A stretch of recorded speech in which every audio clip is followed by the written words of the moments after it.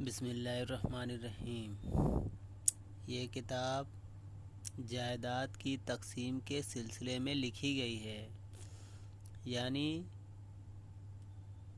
میت کی جو جائیداد ہے میت کے وارثین میں کس طرح تقسیم کی جائے گی، میت کی جائیداد میت کے وارثین میں کس طرح تقسیم کی جائے گی، کس کو کتنا حصہ ملے گا،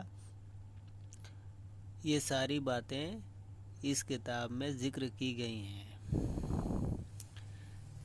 جائیداد تقسیم کرنے کا سلسلہ کا رواج ہر زمانے میں رہا ہے، ہر قوم میں رہا ہے، لیکن اسلام نے جو طریقہ بتایا ہے وہ دراصل کسی انسان کا بنایا ہوا نہیں ہے، بلکہ اس ذات کا بنایا ہوا قانون ہے جس نے اس پوری کائنات کو پیدا کیا ہے۔ جس ذات نے اس پوری کائنات کو پیدا کیا ہے اسی ذات نے جائیداد تقسیم کرنے کا قانون بنایا ہے۔ اب ظاہر سی بات ہے، جس ذات نے ساری کائنات کو بنایا ہے اس کا بنایا ہوا قانون جائیداد تقسیم کرنے کے سلسلے میں کتنا جامع اور محکم ہوگا، اس کا کوئی تصور بھی نہیں کر سکتا ہے۔ اسلام سے پہلے اگر ہم دیکھیں تو دور جاہلیت میں کمزوروں، غریبوں، یتیموں، بیواؤں کو جائیداد میں سے کچھ بھی نہیں دیا جاتا تھا، بلکہ عرب تو یہاں تک کہتے تھے کہ جو لوگ نہ تو گھوڑے پہ سوار ہوتے ہیں، نہ تلوار اٹھاتے ہیں اور نہ دشمن کو قتل کرتے ہیں، یعنی جو لوگ جنگ میں حصہ ہی نہیں لیتے ہیں ان کو ہم لوگ اپنی جائیداد میں سے کیوں کر دیں۔ اس لیے اسلام سے پہلے جاہلیت میں عام رواج تھا کہ کمزوروں کو، غریبوں کو، یتیموں کو اور بیوہ عورتوں کو میراث میں سے کچھ بھی نہیں ملتا تھا، لیکن اسلام نے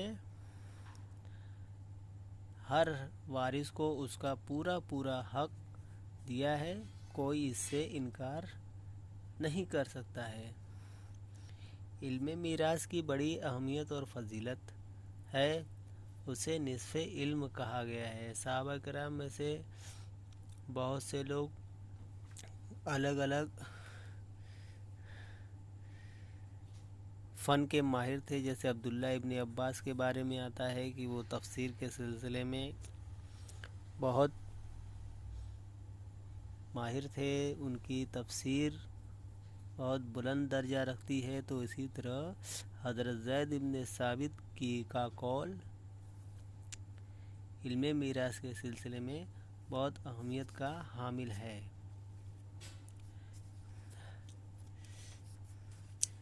مصنف کے سلسلے میں بات کی جائے تو اس کتاب کے لکھنے والے مصنف کا نام محمد ابن محمد عبد الرشید ہے، ان کی کنیت ابو طاہر ہے اور لقب سراج الدین ہے۔ یہ مسلکاً حنفی تھے۔ سجاوند افغانستان میں ایک جگہ ہے، وہیں یہ رہتے تھے اور اسی کی طرف نسبت کرتے ہوئے ان کے نام کے آگے سجاوندی لکھا جاتا ہے۔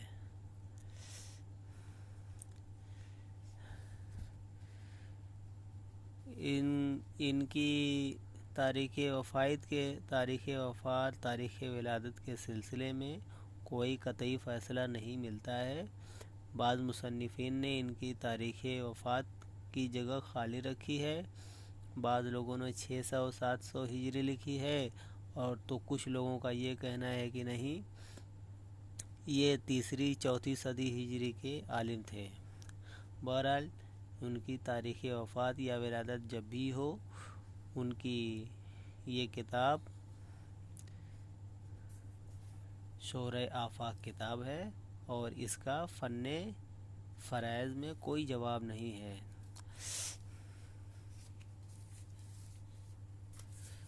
یہ کتاب علم فرائض کے سلسلے میں ہے، جیسا کہ سب کو معلوم ہی ہے۔ تو علم فرائض کس کو کہتے ہیں؟ تو علم فرائض کی تعریف یہ ہے کہ جس سے میت کا ترکہ اس کے شرعی وارثہ کے درمیان تقسیم کرنے کا طریقہ معلوم ہو۔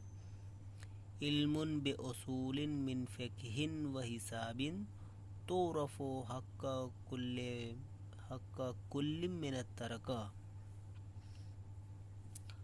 اور بعض جگہوں پر اس فرائض کی تعریف اس طرح کی گئی ہے کہ ہوا علم یبحث فیہ عن کیفیت قسمت الموارث بین مستحقیہا۔ اور مولانا عبدالحی صاحب لکھنوی نے شریفیہ کے حاشیے میں لکھا ہے کہ علم بقواعد تعرف بہا کیفیت صرف ترکۃ الی الوارث بعد معرفتہ۔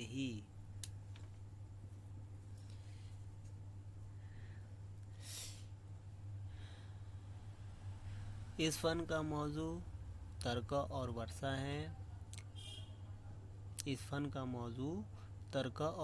ہے۔ انہی دونوں کے احوال سے اس فن میں بحث کی جاتی ہے، یعنی ترکہ اور ورثہ، انہی دونوں سے اس فن میں بحث کی جاتی ہے۔ میت کے مال متروکہ میں جو مال ہے اس کو اس کے ورثہ میں کتنا اور کس کو کتنا ملے گا، یہ ساری انہی دونوں سے بات ہوتی ہے، یہی ان دونوں کا موضوع ہے۔ اس فن کو سیکھنے کی غرض کیا ہے، غایت کیا ہے؟ اس فن کی غرض اور غایت صرف اور صرف وراثت کے مستحقین کو ان کے شرعی حقوق پہنچانا اور ترکہ کی تقسیم میں غلطی سے بچنا، یہی اس فن کی غرض و غایت ہے۔ علم فرائض کی فضیلت کچھ اس طرح بیان کی گئی ہے کہ اسے رسول اللہ صلی اللہ علیہ وسلم نے نصف علم کہا ہے۔ تعلموا الفرائض وعلموها الناس فإنها نصف العلم، کہ فرائض سیکھو اور اسے لوگوں کو سکھاؤ، اس لیے کہ یہ نصف علم ہے۔ تو آدھا علم، فرائض کو جو آدھا علم کہا گیا ہے، اس کی کیا وجہ ہے؟ دیکھیے، کسی بھی چیز کا مالک ہونا یہ دو طرح سے ہوتا ہے۔ انسان کسی بھی چیز کا مالک دو طرح سے ہوتا ہے، ایک اختیاری طور پر مالک ہوتا ہے اور ایک غیر اختیاری چیز پر کسی چیز کا مالک ہو جاتا ہے۔ اختیاری طور پر مالک ہونے کی مثال یہ ہے کہ انسان کوئی چیز خریدے، بالاختیار اپنے اختیار سے کسی چیز کو خریدے تو وہ اس کا مالک ہو گیا۔ لیکن اس کے برخلاف فرائض کا معاملہ یہ ہے کہ اس میں انسان اپنے اختیار سے وراثت کا مالک نہیں ہوتا، بلکہ ایک غیر اختیاری طور پر وراثت کا مالک ہوتا ہے۔ جیسے جب تک باپ زندہ ہے، بیٹا اپنے باپ کی جائیداد کا مالک نہیں ہے، لیکن جیسے ہی باپ انتقال کرتا ہے، بیٹا اپنے حصے کا مالک ہو گیا ہے۔ اور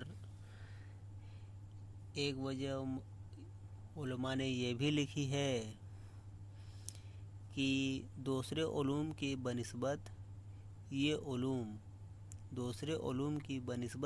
علم بہت زیادہ جلدی